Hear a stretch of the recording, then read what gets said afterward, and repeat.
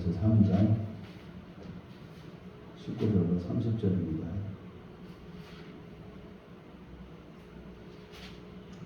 우리 천천히 같이 합독하겠습니다. 시작.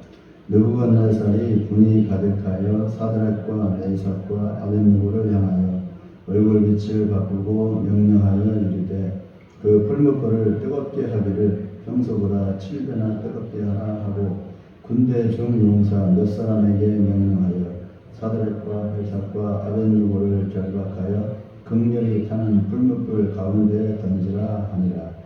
그러자 그 사람들을 겉옷과 속옷과 모자와 다른 옷을 입은 채 결박하여 명렬히 타는 풀무불 가운데 던졌더라.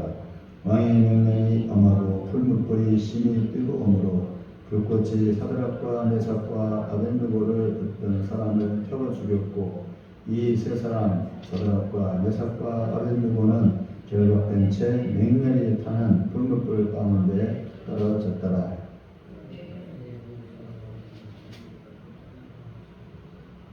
일어나서 모사들에게 물어 이르되 우리가 결박하여 불 가운데 던진 자는 세 사람이 아니었느냐 하니 그들이 왕에게 대답하여 이르되 왕이여 올소이다 하더라.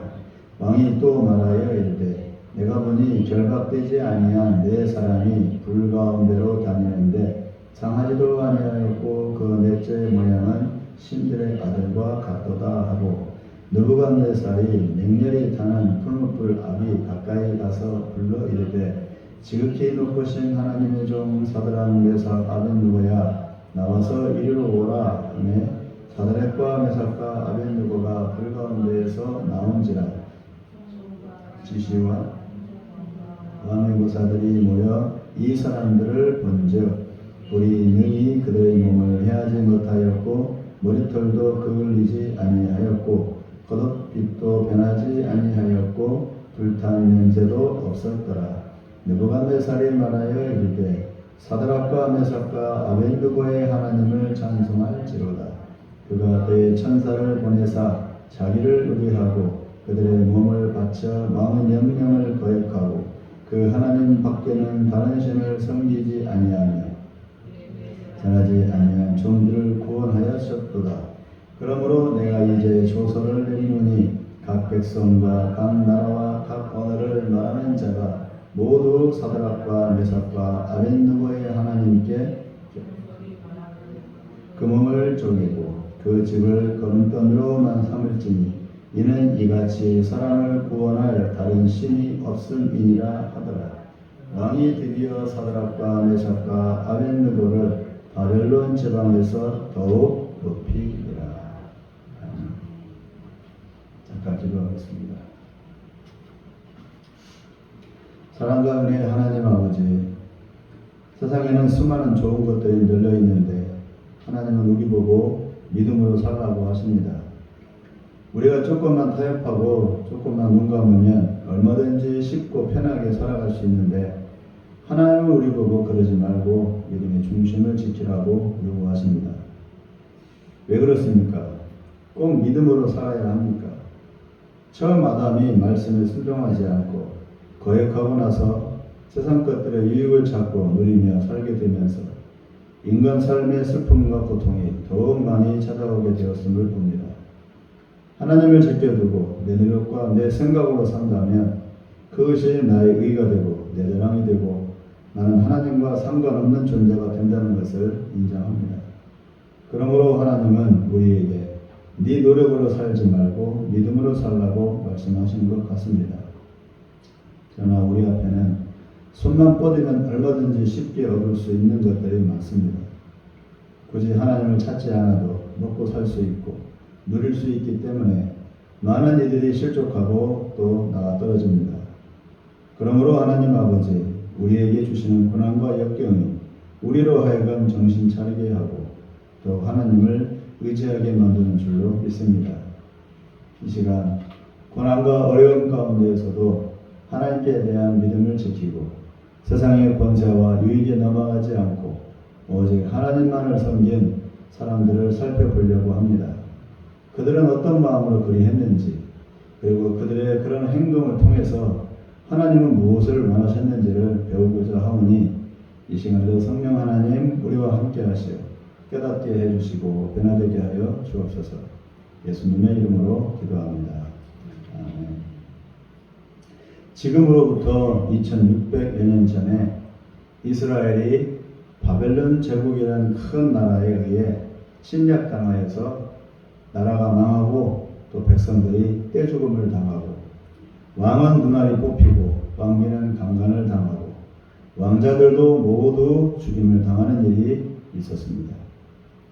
그렇게 된 이유는 이스라엘이 하나님이 아닌 다른 신들을 떠받들며 그 앞에 나아가서 비나이다 비나이다 했기 때문입니다. 왜냐하면 이스라엘은 그렇게 하면 안 되는 민족이었습니다. 그들 조상인 아브라함을 하나님이 부르실 때 너는 오직 내 말만 듣고 다른 신들을 일체 멀리하고 하나님만 섬기라고 부르신 것이었습니다.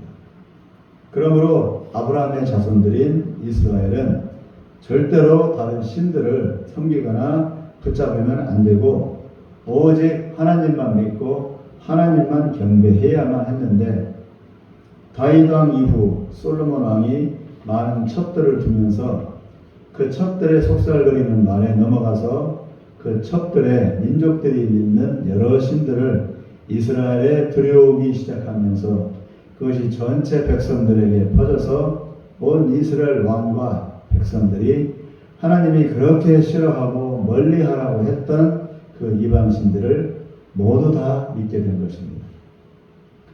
하나님은 마치 바람핀 아내 남편처럼 이스라엘을 책망하며 회초리를 들었습니다. 하나님은 자기 입으로 나는 이스라엘과 결혼했었다. 나는 이스라엘의 신랑이고 이스라엘은 나의 신부였는데 저들이 나를 버리고 바람폈다. 어떻게 하면 좋을까?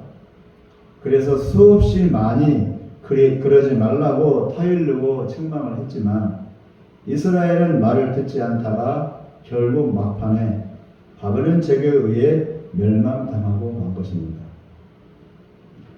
온 나라가 쑥대밭이 되고 나서야 그들은 정신이 번쩍 들었고 땅을 치고 후회했지만 이미 늦은 뒤였습니다. 대신 하나님은 선지자들을 통해서 70년 동안이라고 기한을 정해 주셨습니다. 70년 동안 너희가 나라 없이 포로 생활을 하다가 70년이 지나면 다시 돌아오게 해주겠다고 분명히 약속을 해주셨습니다. 그것이 그들의 희망이었지만 그러나 70년은 너무 긴 시간이었고 한 사람의 인생 전체의 시간이기 때문에 당대가 아닌 후대까지 이 약속을 계승시켜 알게 해 주어야 하는 책임이 그 당대 사람들에게 있었던 것입니다. 자기들만 알고 그냥 믿고 마는 것이 아니라 후대까지 전해 주어야 한다는 거죠. 오늘 본문에는 세 사람이 나옵니다. 사드락, 메삭, 아벳느고라고 하는데 오늘 본문의 기록자인 다니엘 선지자의 세 친구이기도 합니다. 이들은 모두 어린 청소년 때 바벨론의 포로로 잡혀왔는데 이스라엘에서 매우 똘똘하고 잘나고 귀한 집 자식들이었기 때문에 바벨론에서 잘 가르쳐서 부려먹으려고 잡아온 아이들이었습니다. 그런데 이 아이들 4명은 그냥 머리만 좋은 평범한 아이들이 아니라 오직 하나님만을 믿고 따르는 믿음의 사람들이었다는 겁니다. 먹는 것까지도 철저히 율법을 지키려고 했으며 생활 모두에서 율법을 지키고 하나님 보시기에 허튼 짓을 하지 않기로 결심을 했습니다. 이들과 바벨론 제국의 왕 느부갓네살의 신앙적 갈등의 얘기가 오늘 본문 내용입니다. 오늘 본문에서 주는 의미는 순교 신앙인데 과연 어떻게 이들이 그런 신앙의 모습을 보여주었으며 그것이 느부갓네살 왕과 바벨론 제국에 어떻게 영향을 미쳤는지를 살펴보면서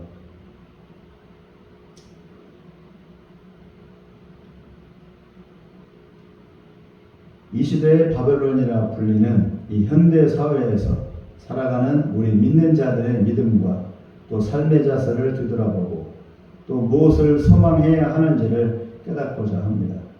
주님의 은혜가 우리의 눈을 열어주시기를 바랍니다. 바벨론 제국의 왕 느부갓네살은 그들 민족 입장에서는 대단히 위대하고 아주 강력한 왕이었습니다. 영토를 넓히고 주변 나라를 점령하고 바벨론을 큰 제국으로 더욱 발전시켰으며 세계 최고의 나라로 만든 그런 왕이었기 때문에 누구도 그의 명령을 거스르지 못했습니다. 어느 날 그가 꿈을 꾸었는데 커다란 금신상이 나타났는데 머리는 금이고 가슴과 팔은 은이고 배와 넓적다리는 노시고 종아리는 쇠, 발은 쇠와 흙으로 된 거대한 신상 꿈을 꾸었습니다. 왜 느부갓네살이 이 꿈을 꾸었을까? 그것도 의심장합니다. 하필 왜 느부갓네살입니까? 하필 왜 바벨론 제국일까? 속리산 법주사에 가면 큰 불상이 서 있습니다. 가까이 가서 보면 거대한 괴물이 서 있는 것 같아서 두렵기까지 합니다. 그런 거대한 신상이 꿈에 나타났는데 특이한 것은 한 재질로 만들어진 게 아니고 머리는 금, 가슴은 은, 배는 노, 다리는 쇠, 발은 쇠와 흙으로 되어 있었다는 겁니다. 왜 하필 이런 모습일까요? 다니엘이 꿈을 풀이해 주었는데 금, 은, 노, 철, 흙 등의 재질들은 모두 이제까지 지나간 제국들과 앞으로 있을 제국들이라고 했습니다. 금은 38절에 나와 있듯이 느부갓네살이 다스리는 바벨론 제국이며 은은 그 다음 제국 페르시아 제국이고 놋은 알렉산더 대왕이 다스렸던 그리스 제국, 철은 로마 제국이며 철과 흙으로 된 발은 아직 나타나지 않았습니다. 느부갓네살이 다스리는 바벨론 제국이 황금 신상의 머리를 차지하기 때문에 처음으로 느부갓네살 왕의 꿈에 이 신상이 보인 것입니다. 다시 말하면 조그마한 민족이나 나라들은 힘이 약하기 때문에 하나님을 두려워하고 죄를 지어도 모르게 짓지만 대제국으로 성장을 하면 누가 우리를 건드리랴 하는 교만함으로 하나님이건 뭐건 따질 것 없이 자기를 황제나 신이라고 우기며 황제를 신으로 섬기라고 강요를 한다 그겁니다. 조그마한 나라들이 죄를 짓고 작은 죄를 지으면 몰래게 죄를 짓고 말아요. 그런데 대제국이나 큰 인물이나 그런 사람들이 또 그런 제국이 그런 시스템이 죄를 지으면 너도 죄를 져라고 그렇게 강요를 한다 그겁니다. 부끄러워하지도 않고. 이 대제국이 바로 그렇게 했다 그겁니다. 신상을 섬겨라 라고 공포를 한 거예요. 하나님 말고 신상을 섬겨라, 우상 숭배해라, 하나님 앞에서 죄지어라 라고 공포를 한다 그겁니다. 왜? 힘이 강하니까. 인류 역사 속에서 늘 그래 왔습니다. 힘이 세지면 누구나 신이 되고 싶어하고 신 노릇하기를 좋아합니다. 왕 노릇이 아니라 신 노릇. 왕 노릇도 하다가 지치면 이제 신 노릇한다 그겁니다. 지금 자기 마음대로 좌지우지할 수 있기 때문이고 그렇게 백성들로 하여금 우상화되어 떠받들려지고 싶고 자기를 드러내고 싶어 하기 때문입니다. 이것이 하나님 외의 우상숭배의 죄가 되는 것입니다. 황금 신상은 전체 인류 역사에 나타난 모든 제국이 각 부분을 맡아 만들어진 종합 세트입니다. 인간 역사 속에서 인간은 하나님 앞에 바벨탑이 아닌 이제 신상을 만든 것입니다. 니무롯은 혼자서 바벨탑이라고 하는 한 탑을 만들어 놓고 하나님을 대항했습니다. 그러나 그 이후에 나타난 대제국들은 이제 각 부분을 맡아요. 머리 맡고 가슴 맡고 배 맡고 넓적다리 맡고 종아리 역할, 발 역할 분담을 해가지고 각 제국이 똑같은 이모력과 똑같은 행태를 보인다 그겁니다. 한 전체가 종합 세트로 엮어져서 하나의 황금 신상을 만든다 그겁니다. 바꿔 말하면 대제국이 만들었다라기보다는 결국 이것은 결론적으로는 인류 역사가 결국은 하나님을 대적하는 황금 신상을 만들었다. 그런 의미가 되는 겁니다. 결국 인간의 찬란하고 자랑스럽고 그렇게 주중지하는 인간의 문화, 문명과 역사는 결국은 하나님을 대적하는 황금 신상을 만드는 것밖에 안 된다 그럽니다. 인류 역사가 그렇게 대단한, 그렇게 자랑스러운 인류 역사가. 그리고 자기들 스스로가 신이 되어 만물의 주인 노릇을 하고 싶어 합니다. 그러나 미안하지만 영원한 제국은 없습니다. 모두 멸망하고 흔적만 남기고 다 사라져 버렸습니다. 바벨론 제국도 흔적만 남고 사라졌습니다. 헬라 제국도 그렇고 로마 제국도 그렇고. 근데 문제는 그 하나님을 배역하고 하나님 앞에서 우상을 만들려고 하는 황금신상을 만들고 바벨탑을 쌓고자 하는 하나님을 거역하는 그 의식은 변함없이 계속 흘러갔다는 겁니다. 제국들의 문명의 문화의 흔적은 사라졌지만 그 의식은 인류 종말까지 계속 이어진다는 겁니다.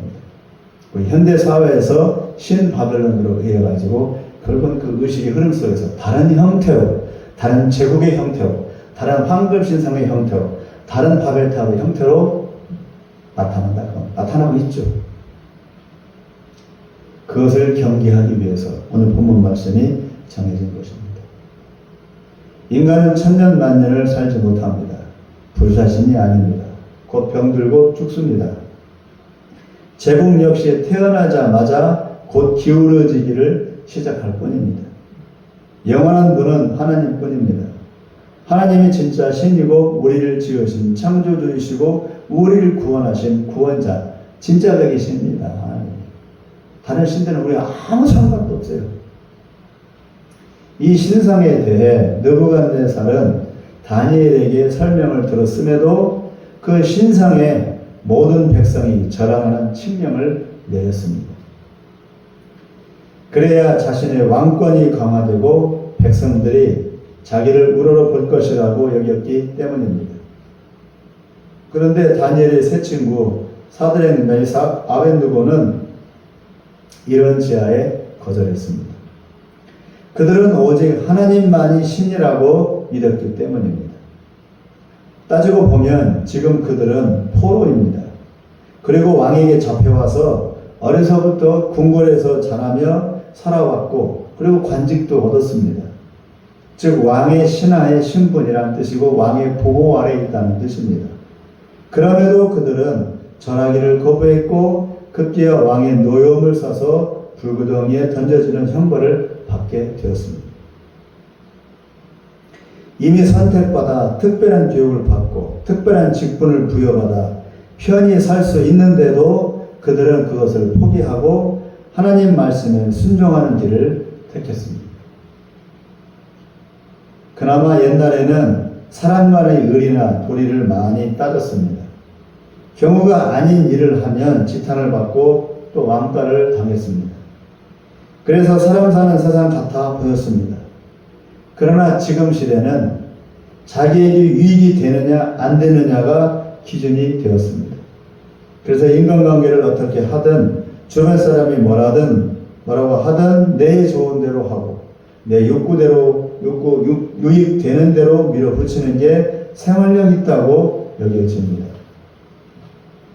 문명화되고 도시화 될수록 인간미는 사라지고 인간의 도리는 등한시 되고 있습니다. 그래서 체면을 따지고 자존심을 따지는 것이 꼭 나쁜 것만은 아닙니다. 이속만 챙기는 사람은 체면이고 자존심이고 다 집어치우기 때문에 이익이 되면 수단과 방법을 안 가리지만 그나마 적어도 체면을 따지면 여러 사람의 눈을 의식하게 되어서 자기 이속은 못 챙길지라도 인간관계에서의 지켜야 할 도리는 건드리지 않게 됩니다. 현대사회에서는 체면, 자존심 등은 우스운 얘기입니다. 자기 이속이 현실적이고 합리적이라고 정당화시킵니다. 이런 관점이라면 다니엘의 세 친구들은 우선 살아남아야 합니다. 우수한 머리를 가진 이들이 살아남아 장차 자기 나라를 세우고 자기 백성들을 모아야 되지 않습니까? 재건을 해야 되지 않습니까? 그런데 이들은 멍청한 바보들 같이 출세길 평안한 길을 버리고 죽을 길을 택했습니다. 신상에 절 안 하겠답니다. 일제 때 신사의 머리만 숙이면 되는 것을 안희숙 여사나 박관준 장로님이나 주규철 목사 등은 이들이 신사의 머리 한번 숙이지 않아서 감옥에 가고 매맞아 병들어 죽었습니다. 그래서 이들을 순교자 또는 살아있는 순교자라고 합니다. 합리적으로 본다면 매우 계산 못하고 멍청하고 현실 감각이 없는 이들입니다. 서정환 목사같이 6.25 전쟁 중 인민군에 의해서 많은 이들이 총 맞아 죽창에 찔려 죽었습니다. 반공 때문도 많지만 예수 부인 안에서 죽은 이들도 많습니다. 공산주의와 기독교는 원수관입니다. 유물사관으로 충만한 공산주의에서 신은 없고 오직 먹고 사는 것만 있습니다. 우선 먹고 살아야 하나님도 있지 하고 여깁니다. 그러나 기독교는 못 먹어도 예수, 못 살아도 예수입니다. 현실과 합리적인 것과는 관계가 없는 사람들이 기독교인들입니다. 로마 네로 황제 때 수많은 이들이 황제 숭배를 거부하고 예수 부인을 안 해서 인간 촛대가 되거나 사자밥이 되었습니다. 나중에 사자밥이 되어 모가지만 남은 이들을 네로 황제가 돌아보면서 고개를 갸웃거렸습니다. 왜 사자에게 물어 뜯기면서도 웃고 있지? 왜 저렇게 행복한 얼굴들이지? 모가지만 남았는데. 이유를 알 수 없는 그 얼굴들은 죽기 직전 천국을 보았기 때문인 것을 네로 황제는 전혀 알지 못한 것입니다. 북한 정권을 잡은 김일성이가 기독교인들을 길에 다 눕혀놓고 불도저로 밀고 지나가게 했습니다. 쭉 늘어있는 사람들을 도자가 지나갈 때마다 배가 터지는 소리가 뻥뻥 났다고 합니다. 그러나 그들의 얼굴은 해같이 빛나는 얼굴들이었다고 증언을 했습니다. 도자가 발을 지나 다리로 올라올 때쯤 하나님은 이들을 데려가신 것입니다. 그리고 그들은 천국을 보면서 고통 없이 배 터져 죽은 것입니다. 이것을 현실에서 권력 잡는 것에만 정신이 팔린 김일성이가 어떻게 이해를 하겠습니까? 삼성회장 이병철은 우리나라에서 가장 잘 나가는 사업가였습니다. 일제 때 부모로부터 물려받은 큰 재산으로 방직과 설탕 장사를 하면서 많은 돈을 벌었습니다. 마음껏 사업 늘리고 마음껏 돈 벌고 마음껏 수많은 사람들을 부리면서 원없이 한없이 잘 살았지만 죽을 무렵쯤 죽고 싶지 않아서 몸부림을 치다가 아주 보기 안 좋게 죽었답니다.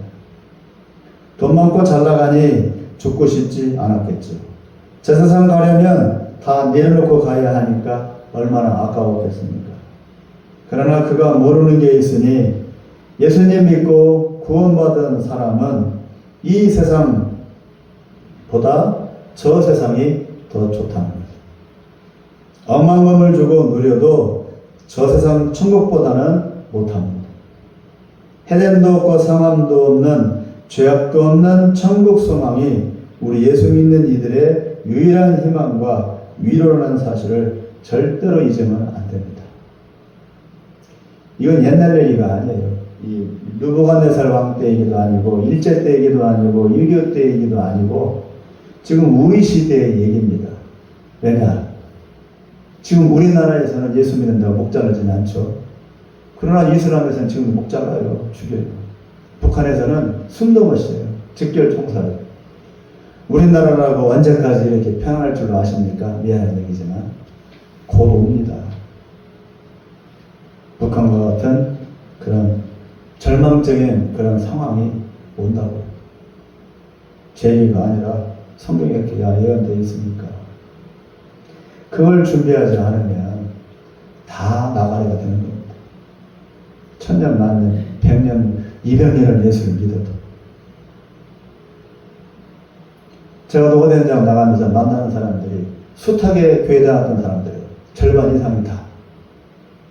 뭐 청년회장도 하고 권사, 안수집사, 목사도 있어요. 다 옛날에 그랬대. 지금은 없어요. 이름 없어요. 흔적만 있어요. 교회 가라 해도 안 가요. 싫대. 그렇게 될 사람들이 지금 시대에도 많습니다. 그래서 우리는 준비를 해야 되는 겁니다. 이 설교가 재미는 없지만 어차피 보약은 쓰지 않습니까? 달지 않고 그런 것처럼 우리에게 필요한 이 말씀은 그 말씀입니다. 귀를 간절히 핀 말씀으로. 어제도 2박 3일 동안 성캠 가서 2박 3일 내내 들은 얘기가 그거예요. 예수 믿고 죽자. 예수 믿고 죽자. 그 얘기 듣다 왔어요. 예수 믿고 잘 살자. 예수 믿고 복 받자. 예수 믿고 평안히 누리자. 그 얘기는 한 마디도 안 하더라고요. 성에서도 그렇고 처벌서도 그렇고. 그런데 왜 그렇게 그런 얘기를 하느냐. 그게 옳은 것이고 또 그 다음에 십자가 뒤에 있는 영광을 바라고 예수님이 십자가를 죽었듯이 우리도 천국 소망을 품고 기쁨을 사는 거죠. 그래야 믿음을 지키니까. 안 그러면 믿음을 지킬 사람이 없으니까. 누구라도 차나 장사라도 못 지켜요. 믿음은. 내 목을 칼이 되고 예수님들 죽으려 하면 예수님도 할 수 있어요. 그러나 긴 시간을 두고 미혹을 하면 지킬 사람은 없어요. 긴 병에 장사 없다고, 긴 병에 효자 없다고 하듯이 긴 시간을 고난을 받으면 누가도 다 나가 떨어집니다. 못 견뎌요. 중천 목사님은 7년 동안을 감옥에서 고문받으면서 생활했어요. 만약에 17년이었다면 17년을 고문받으면서 생활했다면 중천 목사님도 성령 못했을걸? 7년이니까 버텼지. 지금 시대가 그렇습니다. 지금 시대는 미혹의 시대예요. 길게 갑니다. 사단도 전략을 바꿨어요. 길게 가려고. 단칼에 자르는 게 아니에요. 단칼에 자르면 우리도 버텨. 근데 길게 가면은 정말 힘들어요. 안 그래요, 김영사님? 계속 하겠습니다. 얼마 안 남았습니다. 사드락, 메삭, 아벤느고는 끝까지 왕의 명령을 듣지 않고 하나님만 섬긴다고 우겨서 불구덩이에 덜렁 빠져버렸습니다. 그냥 빠뜨려버렸어요. 애누리도 없어. 그냥 빠뜨려버렸어. 법이 그러니까. 사정을 하고 뒷얘기를 하고 조건을 달고 없어요. 그냥 빠져버렸어요. 이룰 수 있다는 겁니다. 예수 믿을래? 죽을래? 단칼. 그러나 세명이 빠졌는데 불구덩이에 비치는 사람은 4사람이었습니다. 느부갓네살은 이상하게 여기면서도 아까운 인재들을 죽이는 게 마음이 좋지 않았습니다. 그리고 불구덩이를 향해서 외쳤습니다. 불구덩이에 빠뜨렸으면 이미 죽은 목숨인데 왕은 아마도 살아 주었으면 하는 바람이 있었나 봅니다. 그러자 그들이 불구덩이에서 나왔습니다. 걸어서 나왔어요. 집 앞에. 불구덩이에서. 이게 말이 돼요? 27절을 읽겠습니다. 시작. 총독과 기사와 행정관과 왕의 모사들이 모여 이 사람들을 본즉 불이 능히 그들의 몸을 해하지 못하였고 머리털도 그을리지 아니하였고 겉옷빛도 급변하지 아니하였고 불타는 냄새도 없었다. 성경도 구구절절 말하지 않아요. 그냥 이렇게 설명을 했거든.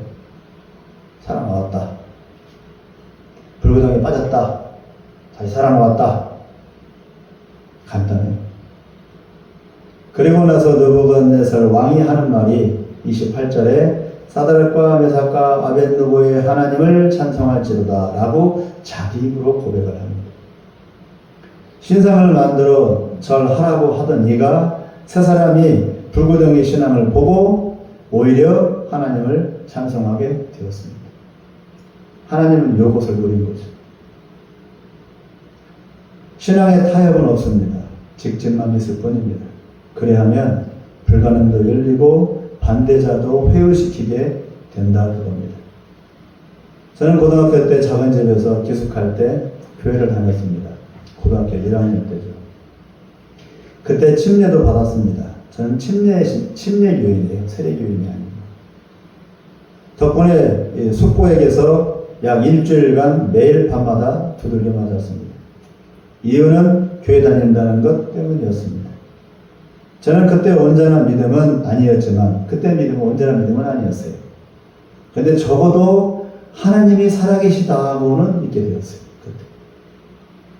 그분이 살아계시다면, 만약 우리를 만드신 창조주가 살아계시다면, 그러면 공부보다 더 중요한데, 어떤 것보다 더 중요한데, 도선인데라고 그렇게 얘기를 했어요. 그러자마자 따귀를 딱 맞았어요. 결국 실컷 두들겨 맞았지만 교회는 계속 다녔어요. 그것이 옳다고 똑바로 말을 했습니다.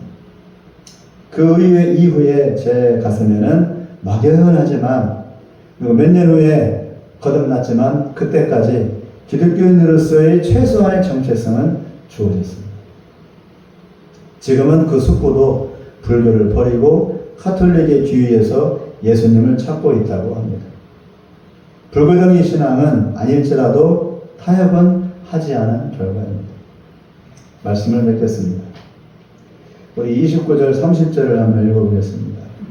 시작.